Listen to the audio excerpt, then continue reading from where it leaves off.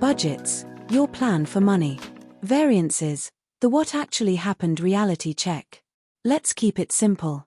A budget is a financial plan for a set period, usually a year, showing expected income, costs, and profit.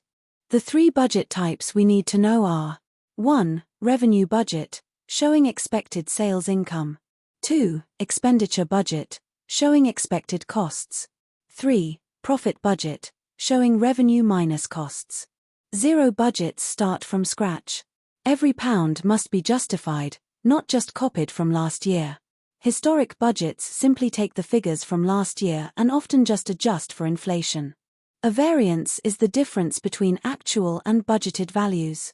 The formula: actual minus budgeted value.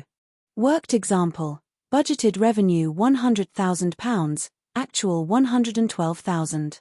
This can be interpreted as the firm having higher sales than expected, which means it is favorable. Let's continue with budgeted costs of £62,000, actual £68,000. This can be interpreted as the firm having higher costs than expected, which means it is adverse. Putting it all together, we get budgeted profit equals 100,000 minus 62,000, which equals £38,000. Actual profit equals 112,000 minus 68,000, which is £44,000. Profit variance is positive £6,000, so the final value is favorable. So, favorable variances boost profits, e.g., higher sales or lower costs. Adverse variances reduce profits, e.g., higher costs, lower sales. Always say why it happened and what to do next. For example, a business might review pricing, promotions, supplier quotes, waste or staffing. So to conclude, let's consider the pros and cons of budgeting. Advantages include direction and control, coordination across departments, cost awareness, performance targets, and motivating.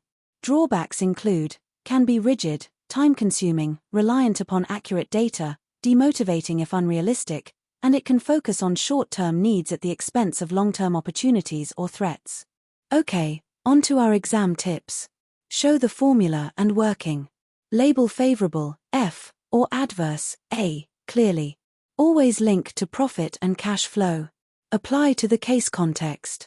Finish by evaluating with it depends on data accuracy, reasons for variance, and time frame, short versus long term.